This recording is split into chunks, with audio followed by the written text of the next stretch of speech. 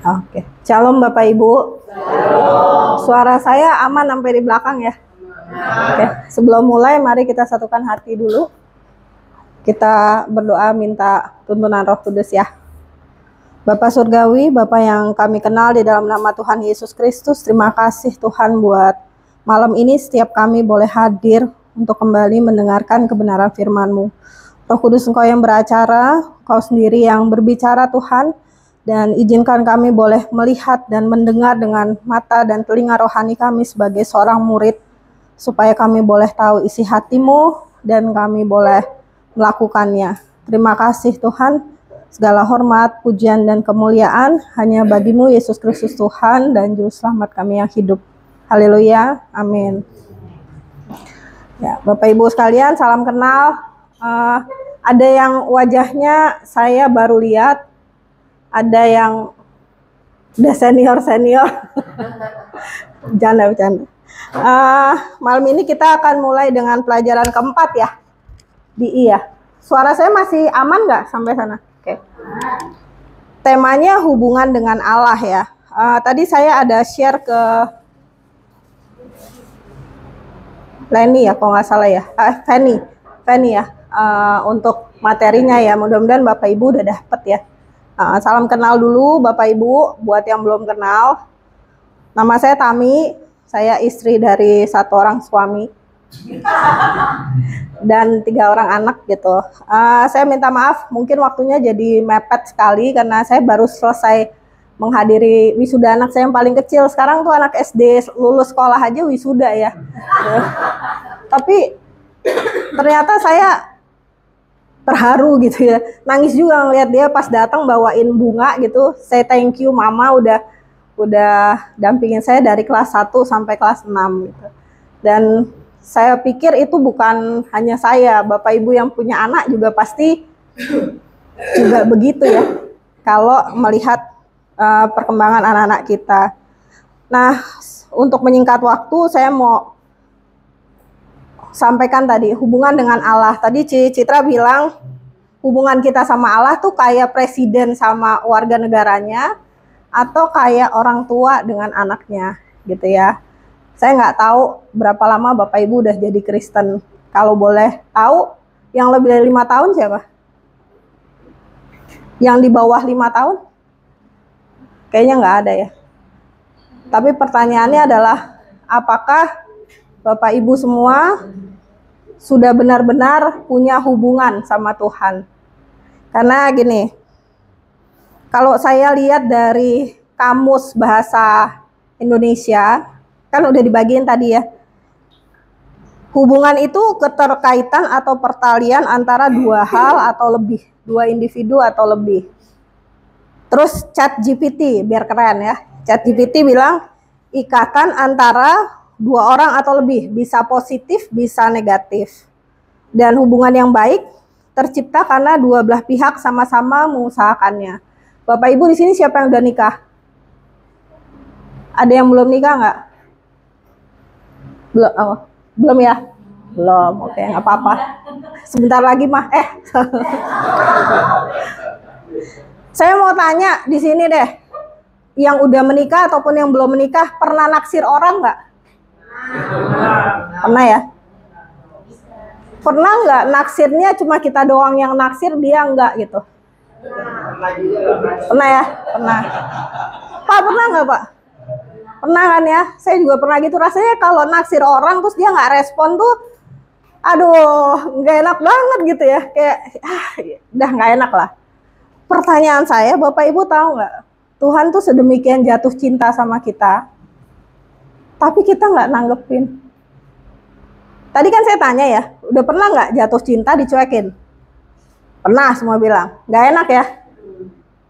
Coba sekarang kita posisikan seperti Tuhan. Saya nggak cuma ngomong terbatas di sini. Di luaran sana, banyak orang nggak tahu Tuhan tergila-gila sama mereka. Tapi saya challenge setiap kita yang ada di sini, Bapak Ibu sadar nggak kalau Tuhan tuh tergila-gila sama kita? Atau masih berpikir gini, aduh, saya ketemu Tuhan harus dengan cara begini, cara begitu. Ada nggak? Atau udah bisa ngobrol segitu enaknya sama Tuhan? Ini challenge yang saya kasih ke Bapak Ibu untuk direnungkan. Karena saya datang ke sini bukan mau menilai, tapi saya disuruh ngingetin lagi hal ini ke Bapak Ibu. Dan bedakan tahu dengan kenal ya Bapak Ibu. Banyak orang bilang, saya kenal Yesus. Masa? Benar saya tahu Tuhan baik. Masa? Ujiannya datang ketika kita menghadapi persoalan di kehidupan. Kalau persoalannya enteng-enteng aja, masih bisa gini, iya saya tahu Tuhan baik. Tapi kalau itu dalam periode yang cukup panjang, bertubi-tubi, saya kok ragu, Bapak Ibu bisa bertahan dan tetap bilang Tuhan baik. Kalau Bapak Ibu nggak kenal sama Tuhan. Kenapa saya ngomong gini? Di luaran sana saya banyak ketemu orang.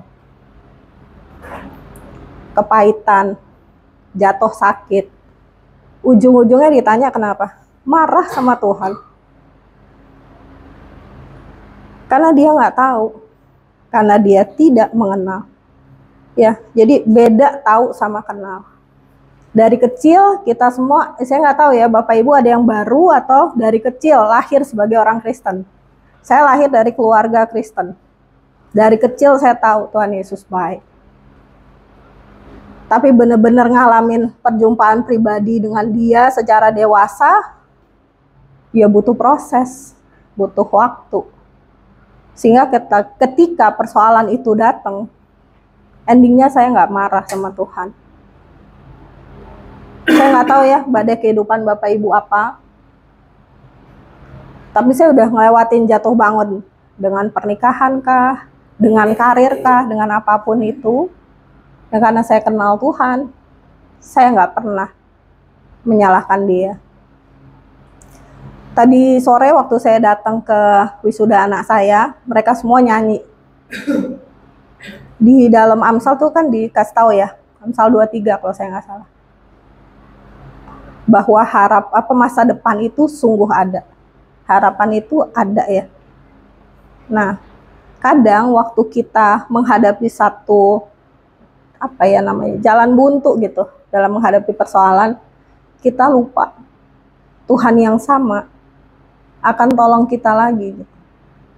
Dan anak-anak ini nyanyi dari hati mereka bilang, benar nggak ya Tuhan akan tolong saya di masa depan? Terus dia bilang lagi, anak-anak ini juga dari mulut anak-anak ini. Sampai nangis di tempat duduk saya.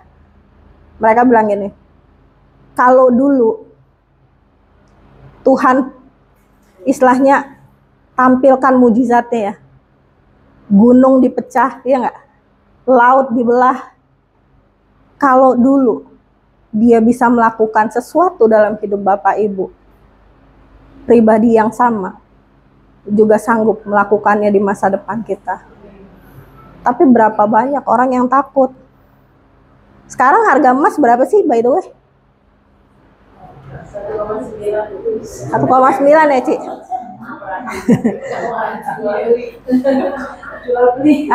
Enggak, kenapa sih saya nanya gini Bapak Ibu, kemarin tuh lagi viral di sosmed.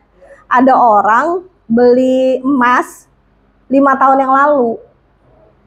Dia jual lagi, dia untung sampai 11 juta kalau nggak salah. Nah kan itu sesuatu yang menurut saya tidak pernah kita duga-duga ya. Keadaan di sekeliling kita, orang yang kita hadapi itu akan berubah. Tapi Alkitab bilang Tuhan pribadi yang sama. Dia nggak pernah berubah dulu, sekarang, dan selamanya. Bapak Ibu kalau lihat slide yang berikutnya ya, saya mau kasih tahu gini ya, musuh, tahu ya musuh kita siapa ya? Bukan lawan bisnis loh ya, bukan mertua, bukan menantu, bukan ipar, bukan. Musuh kita adalah iblis. Musuh tuh nggak pernah keberatan kok.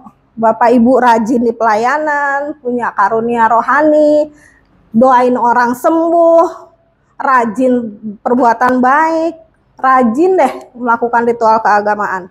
Dia nggak keberatan Bapak Ibu. selama Anda tidak punya hubungan sama Tuhan. Sorry ya, saya masih bilang gini. Berapa banyak yang kelihatannya nih aktif di pelayanan, tapi nggak punya hubungan sama Tuhan. Karena kita melayani Tuhan itu bukan untuk dapat perkenanan Tuhan loh Bapak Ibu.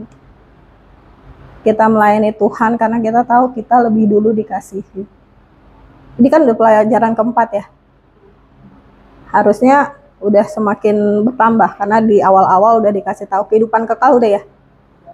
Oke. Jadi Bapak Ibu, jangan merasa senang, jangan merasa aman-aman aja ketika Bapak Ibu hanya bertahan dalam posisi ritual keagamaan.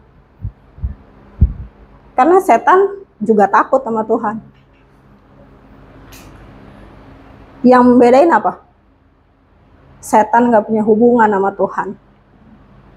Tapi kita punya hubungan. Tadi ya saya balik lagi nih. Jatuh cinta nggak terbalas itu nggak Nah, bener ya. Bayangin nggak sih, Tuhan Yesus itu tergila-gila sama kita sampai menyerahkan nyawanya buat kita. Tapi kita nggak respon. Kira-kira sedih nggak ya? Jadi saya malam ini mau ngingetin Bapak Ibu, kalau kita nggak punya hubungan sama Tuhan, pasti kita berasumsi sama Tuhan. Jangan-jangan masalah ini terjadi karena Tuhan mau saya jadi lebih dekat sama Dia. Jangan-jangan saya sakit ini supaya saya punya waktu baca Alkitab. Jangan-jangan saya dihianati karena Tuhan pengen kasih tahu saya dia bukan jodoh saya. Gitu. Banyak sekali di luaran sana, kalau kita nggak tahu siapa Tuhan kita, siapa Bapa kita akan berasumsi. Saya kasih contoh aja ya. Yang bekerja deh. Bekerja kan? Bekerja. Pernah punya temen yang nyebelin nggak di tempat kerja? Pernah ya? Politik kantor tuh gila sih. Kalau saya bilang kayak kodok. Jurus kodok tau nggak Bapak Ibu? Apa Pak Johan? Iya, tendang kiri kanan, injek bawah, jilat atas. Bener ya? Bener nggak? Tapi ketika kita tidak tahu bahwa seperti Tuhan memakai manusia, musuh juga memakai manusia, kita bisa ending dalam kebencian loh terhadap orang. Hanya ketika kita tahu bahwa musuh itu memakai orang lain untuk kita tidak bertumbuh, itu barulah kita bisa mendoakan orang itu. Tapi taunya dari mana? Taunya dari hasil hubungan kita sama Tuhan. Jadi Bapak Ibu, penting banget mengenal Tuhan. Kita tidak hidup dengan asumsi, tapi hidup karena mengenal. Maaf Bapak Ibu yang di depan saya, Pak, Bu. Bu siapa Bu? Bu Heni. Udah menikah sama Bapak berapa lama? 30 tahun. Kalau 30 tahun tuh bahasa yang dikembangkan lebih dari sekedar bicara ya Pak, Bu. Lirikan mata juga bermakna kan? Nah, dan yang tahu arti lirikan Bapak hanya Ibu, benar? Ibu sebelahnya tahu nggak? Nggak tahu.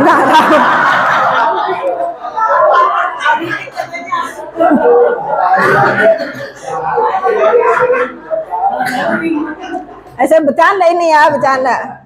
Artinya Bapak Ibu menjalin hubungan. Sama kita sama Tuhan juga gitu Bapak Ibu. Kalau kita nggak jalin hubungan sama Tuhan, kita suka salah sangka. Ini contoh ya, saya sama Cidesi deh. Udah lama kita kenal ya. Jadi saya tahu gerak-geriknya begini. Apalagi Ko Imam pasti lebih tahu lagi. Tapi kok saya nggak kenal, begini nih saya akan bilang, Cidesi marah sama saya nih gitu. Ngerti nggak? Jadi hubungan kita sama Tuhan itu harus dipupuk supaya kita nggak punya asumsi. Bahaya Bapak Ibu kalau kita nggak punya hubungan. Doktrin tuh banyak. Di luaran doktrin tuh banyak. A, B, C, dan D. Saya yakin kok Bapak Ibu pasti suka baca berita, ya kan? Semua pegang smartphone, benar nggak? Ya. Dengerin Alkitab Mbak hari ini. Dengerin. Dari mana? Reelsnya ini. Jangan Pak, Bu. Bukan saya bilang itu jelek ya. Reelsnya orang bagus. Tapi yang Tuhan mau, kita duduk diam sama dia, luangin waktu sama dia, mengerti bahasanya dia. Gimana cara mengerti bahasa dia? Bapak Ibu punya holy phone? Punya holy phone dong? Soalnya saya nggak lihat yang bawa Alkitab beneran. Holy phone ya? Tuhan pengen Bapak Ibu pakai holy phone-nya ini buat ngeluangin waktu sama dia. Banyak hamba Tuhan. Tapi Bu, reelsnya itu beneran persis loh sama yang saya mau gitu. Hari ini kayaknya sesuai nih dengan isi hati saya gitu kan. Kadang gitu ya. Ya nggak apa-apa juga. Tapi itu adalah hasil pemikiran orang lain. Melalui pola pikir orang lain. Kenapa sih perlu perantara kalau kita bisa langsung connect sama dia? Bapak Ibu kalau mau ketemu berdua lewat ibu ini nggak janjian? Nggak kan? Aneh kan Pak? Sama juga kita. Suka aneh. Mau ketemu sama Tuhan, nitip. Tolong doain aku dong. Tolong doain anakku dong. Tolong doain usahaku dong. Aduh Bapak Ibu, nggak perlu orang lain. Kita datang sendiri sama Bapak kita. Itu jauh lebih enak. Gitu. Jadi hari ini saya juga ngingetin Bapak Ibu, bahayanya kalau kita perlu perantara. Perlu orang lain. Nah, coba kita lihat ya. Saya kasih contoh dulu dari Hawa. Ini ada di Kejadian 3 ayat 1 sampai 6. Saya bacain ya. Ular merupakan binatang yang paling licik di antara semua binatang liar yang diciptakan Tuhan Allah. Satu hari ular datang kepada perempuan itu dan bertanya, saya ambil dari TS ini ya. Apa benar Tuhan berkata kepada kalian bahwa kalian tidak boleh makan buah-buahan dari pohon manapun di dalam taman ini? Jawab perempuan itu kepadanya, bukan gitu. Kami boleh makan semua buah di taman ini, kecuali buah dari pohon yang ada di tengah taman. Tuhan melarang kami menyentuh, apalagi memakan buahnya. Perhatiin baik Bapak Ibu. Tuhan melarang kami menyentuh, bahkan memakan buahnya. Tuhan gak pernah bilang gitu loh sebetulnya. Tuhan bilang, jangan makan buah dari pohon itu. Musuh tuh gak tahu isi pikiran kita Bapak Ibu. Oke. Musuh nggak tahu isi pikiran kita, tapi dia tahu ketika kita mengucapkannya. Makanya hati-hati dengan perkataan Anda. Kalau lagi khawatir, nggak usah ngomong gue khawatir gitu. Dia tahu kita lagi nggak taruh pengharapan kita sama Tuhan. Kejadian sama Hawa. Hawa bilang nyentuh aja nggak boleh, apalagi makan. Nah, setan tahu tuh. Oh, dia nggak ngejalin hubungan nih. Karena sesungguhnya bukan itu yang Tuhan bilang. Tuhan bilang jangan dimakan. Akibatnya manusia jatuh dalam dosa. Jadi hati-hati Bapak Ibu. Iblis tahu banget. Dia tahu banget cintanya Bapa ke kita. Kalau direspon jadinya dahsyat. Jadi dia akan berusaha supaya benih yang ada di dalam Bapak Ibu itu tidak bertumbuh. Tapi dia tunggu-tunggu saatnya. Tunggunya tahu Anda lagi nggak connect sama Tuhan gimana? Ketika kata-kata dikeluarkan. Aduh, sakit nih. Saya menghindari banget kayak gitu. Oh, saya rasa sakit, saya akan langsung berbahasa roh. Dan saya bilang, oleh bilur-bilurnya saya sembuh. Kenapa? Saya tutup celahnya supaya musuh nggak tahu isi pikiran saya. Gitu ya. Jadi, ini penting buat Bapak Ibu ketahui. Coba, kita lihat yang kedua. Yesus. Yesus itu dibaptis dulu ya Bapak Ibu. Habis itu berpuasa 40 hari 40 malam. Lalu dibawa oleh Roh Kudus langsung face to face sama musuh. Waktu Yesus dibaptis, kita semua tahu langit terbuka. Terus ada suara dari surga bilang, inilah anakku yang kukasihi. Begitu ketemu setan, setan bilang apa? Kalau kamu bener anak Tuhan, ubah tuh jadi roti gitu. Kalau kamu anak Tuhan gitu. Kedua, ketiga apa? Ini aku akan kasih nih semua. Kalau benar kamu anak Tuhan, loncat aja, nanti malaikat akan datang kamu kan gitu. Tapi Yesus menjawab dengan tepat. Karena apa? Dia di bumi 100% manusia loh. Tapi dia tetap connected sama Tuhan. Coba Bapak Ibu cari di Alkitab. Berapa banyak Yesus suka menyingkir dari murid-muridnya dan dia berdoa sama Bapa. Pertanyaan saya, di tengah kesibukan Bapak Ibu sekalian, berapa waktu yang Bapak Ibu luangkan sama Tuhan? Handphone ini bagus loh Pak, Bu. Bukan ini maksudnya ya, maksudnya kita semua punya handphone bagus. Itu ada pencatatan screen time. Berapa lama Anda buka WhatsApp, berapa lama Anda buka Instagram, ada ya? Pertanyaan saya, banyakkan waktu dihabiskan untuk Instagram atau untuk baca firman Tuhan? Baca firman Tuhan, sebetulnya merenungkan firman Tuhan tuh bukan baca berjam-jam gak keluar kamar, enggak Bapak Ibu. Tuhan kasih kita Roh Kudus. Roh Kudus tuh akan mengingatkan kita sebuah ayat, pasti. Dan itu kita renungkan terus-menerus. Merenungkan firman Tuhan siang dan malam tuh itu. Nah, tadi jatuh cinta sama orang, ditolak gak enak, bener ya? Sekarang saya tanya, kalau jatuh cinta, direspon sama orang itu, wah, rasanya berbunga-bunga gak sih? Bener ya?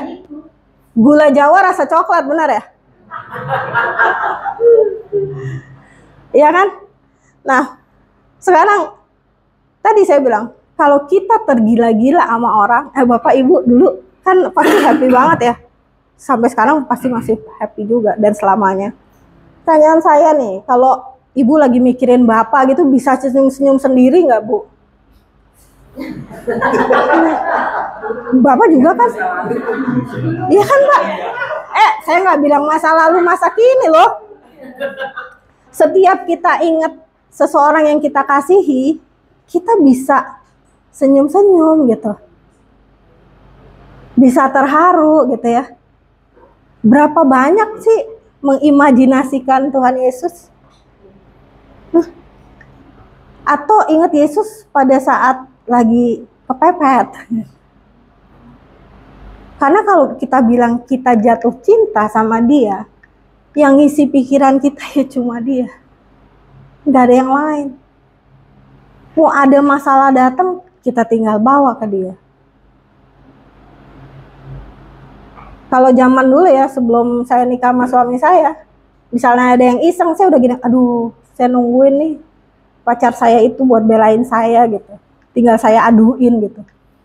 Nah, pertanyaannya, kalau Bapak Ibu beneran menjadikan Tuhan sebagai satu-satunya prioritas dalam hidup ya, yang utama dan terutama, kita bicara prioritas macam-macam, tapi yang nomor satu harus Tuhan. Apakah yakin bahwa Tuhan pasti menyelesaikan segalanya? Atau masih berpikir, kayaknya Tuhan kurang cepat nih, dia butuh bantuan saya? Karena keyakinan itu hanya tumbuh ketika kita meluangkan waktu sama dia dan membangun hubungan. Iman tuh bukan bicara tentang seberapa gede ya iman kamu, Bu, enggak. Iman itu di Kolose bilang adalah keyakinan kita akan performanya Yesus, akan kasihnya Yesus. Jadi itu nggak pernah bicara tentang kita sebenarnya Bapak Ibu. Jadi kalau ada orang di luaran sana bilang, kayaknya masalah lo belum selesai atau sakit lo belum sembuh, iman lo kurang gede. Bukan itu. Setiap kita dikasih imannya Tuhan loh. Iman nih bicara performanya Yesus. Yesus taat sampai mati kan? Dia bangkit buat kita kan? Jadi ini bukan bicara tentang performa kita Bapak Ibu. Tidak pernah. Kekristenan itu selalu bicara tentang Tuhan. Bukan tentang kita.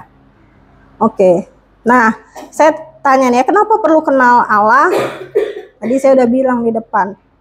Kita nggak hidup dalam asumsi yang negatif. Kita nggak mudah ditipu sama iblis. Bu, kan kita baru kenal ya. Kalau saya bilang sama ibu, Bu, bapak jahat loh Bu, gitu. Pasti ibu bilang, ngaco nih orang gitu. Ya kan? Sama. Ketika keadaan gonjang-ganjing di luaran sana, bilang Tuhan tuh jahat, kita akan dengan santai bilang, Tuhan selalu baik. Yang jahat tuh bukan dia. Ya. Jadi kita harus punya itu. Nah, kita jadi nggak kalah dalam hidup Bapak Ibu. Karena yang bisa menang, itu yang menjadi pelaku firman. Menjadi pelaku firman artinya menjalankan kehendak dia. Menjalankan kehendak dia baru tahu ketika kita bangun hubungan sama dia. Gitu ya. Jadi seperti itu. Saya perlu cepat-cepat ya, udah dikasih tanda soalnya. Jadi kalau kita kenal Tuhan, kita punya benefit nih, sebetulnya benefitnya banyak, tapi saya cuma sebutin 3 aja di sini ya. 1, menikmati kehidupan yang kekal. Udah diajarin kan ya sebelumnya ya di Yohanes 17 ayat 3, hidup kekal itu adalah mengenal Tuhan sebagai satu-satunya Tuhan dan mengenal Yesus Kristus sebagai seseorang yang Dia utus ya. Kemudian kita jadi tahu identitas kita. Identitas kita yang baru itu di 2 Korintus 5 ayat 17. Tapi banyak orang Kristen belum jalan dalam identitasnya yang baru. Kenapa? Kurang dekat-dekat sama Tuhan. Jadi masih belum move on. Yang ketiga, kita dapat favornya Tuhan. Di Ibrani 4 ayat 16 bilang gini ya. Sebab itu marilah kita dengan penuh keberanian menghadap tahta kasih karunia Allah. Supaya kita menerima rahmat dan menemukan kasih karunia untuk mendapat pertolongan kita pada waktunya. Bapak Ibu senang ya kalau ditolong tepat pada waktunya. Wah, senang banget. Senang banget. Tapi tepat pada waktunya, kalau kita nggak kenal sama Tuhan, rasanya lama. Rasanya kayaknya Tuhan menunda-nunda jawabannya, padahal Tuhan nggak pernah tunda. Jadi kita mesti tahu betul ini, ya, supaya kita mendapatkan pertolongannya tepat pada waktunya. Nanti saya akan tutup dengan cerita 3 pohon. Mungkin saya minta 2 menit, boleh ya?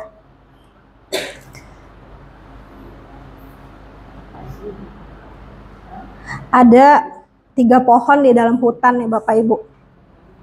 Dari pohonnya kecil jadi gede, ya. Pohon pertama bilang, saya waktu tumbuh nanti dan ditebang, saya mau jadi kotak perhiasan. Pokoknya nyimpenin harta karun. Pohon yang kedua kecil juga. Dia bilang waktu dia tumbuh besar, saya mau dibentuk jadi kapalnya raja.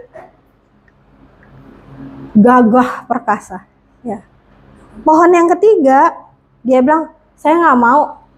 Pokoknya saya cuma mau jadi pohon yang paling tinggi sedunia, supaya setiap orang bisa terhubung sama Tuhan di surga. Mulia ya? Mulia. Satu hari datang orang buat nebang pohon ini. 3-tiganya ditebang Bapak Ibu. Pohon pertama bukan jadi peti atau kotak simpan perhiasan, tapi jadi palungan. Pohon kedua dipotong, bukan jadi kapal buat raja, tapi kapal nelayan. Pohon yang ketiga dipotong jadi salib Bapak Ibu. Kayu untuk salib. Pertanyaan saya, setiap kita punya mimpi ya.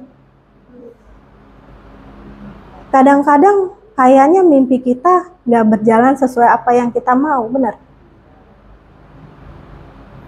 Tapi tahukah Bapak Ibu, akhir dari cerita 3 pohon ini, pohon yang pertama sebagai palungan itu dipakai untuk menaruh bayi Yesus. Gila, kalau menurut saya sih itu lebih keren daripada jadi kotak perhiasan biasa. Bener ya? Yang kedua jadi kapal nelayan tuh. Dia pikir, ya nyimpenin ikan-ikan bau, bukannya jadi tumpangannya raja-raja. Tapi itu dipakai sama murid-murid Yesus. Bersama Yesus mengabarkan Injil. Yang ketiga, yang dia pikir, saya nggak akan berguna. Ternyata dipakai sebagai kayu salibnya Yesus. Bapak Ibu, kadang kita berpikir ya, jalan hidup kita itu nggak sesuai dengan apa yang kita mau. Terus kita berprasangka Tuhan jahat sama kita. Padahal nggak gitu. Kalau kita kenal dia tetap akan pakai kita sesuai dengan rencananya untuk menggenapi apa yang dia udah tetapkan dari awal. Untuk setiap kita melakukan perbuatan-perbuatan baik. Itu yang Tuhan mau. Saya mau tantang Bapak Ibu lebih lagi ya. Bukan cuma sekedar mengenal. Lebih dari sekedar mengenal. Bapak Ibu mau kayak Daud nggak? Daud itu disebut sebagai orang yang berkenan di hatinya Allah. Padahal dosanya ada, tukang selingkuh iya, bunuh orang iya gitu. Bahkan Tuhan nggak izinkan dia bangun bait Allah karena tangannya berlumuran darah kan. Tapi kenapa kisah para rasul juga mencatat Daud sebagai orang yang berkenan di hati Allah? Karena Daud menghabiskan waktu-waktu pribadinya untuk mencari Tuhan. Bapak Ibu, lebih dari sekedar mengenal Tuhan. Untuk mendapatkan pertolongannya tepat waktu. Kita perlu beneran deket sama dia loh. Tahu hatinya Tuhan. Setiap saat bisa bilang, ya Aba, ya Bapa. Sesuatu yang orang lain mungkin nggak bisa di sana. Tapi itu tugas kita semua yang ada di sini, yang udah tahu kebenaran firman ini untuk menyampaikan ini sama mereka.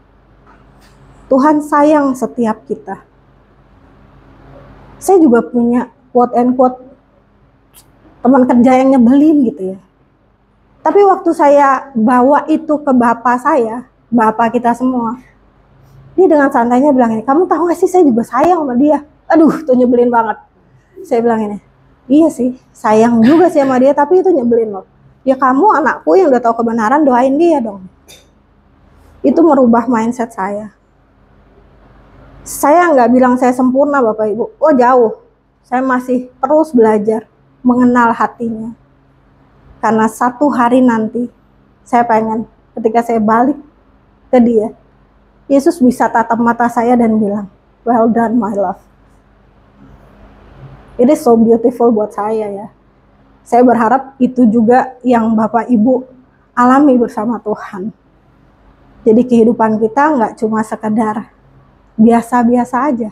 Kehidupan kekristenan kita harus jadi supernatural, luar biasa. Itu dari saya malam ini. Terima kasih untuk waktu dan perhatiannya. Saya tutup dulu dalam doa ya. Bapak, kami mengucap syukur Tuhan untuk kebenaran firman-Mu malam ini. Terima kasih Tuhan, hamba-Mu selesai sampai di sini. Tapi aku percaya setiap firman yang sudah disampaikan tidak akan pernah kembali dengan sia-sia dan akan mengerjakan sampai selesai apa yang Kau ingin kerjakan di dalam setiap kehidupan anak-anak-Mu. Aku memberkati Tuhan setiap anak-anak-Mu yang hadir di sini. Biarlah mereka boleh membawa ini dalam hati mereka, bertumbuh dalam pengenalan akan Engkau lebih dalam lagi Tuhan, dan mengalami perjumpaan pribadi bersama Engkau. Sehingga setiap perjalanan yang mereka lakukan bersamamu itu dilalui dari kemenangan kepada kemenangan. Terima kasih Tuhan, segala hormat, pujian dan kemuliaan hanya bagi-Mu Yesus Kristus Tuhan dan Juru Selamat kami yang hidup. Haleluya, amin.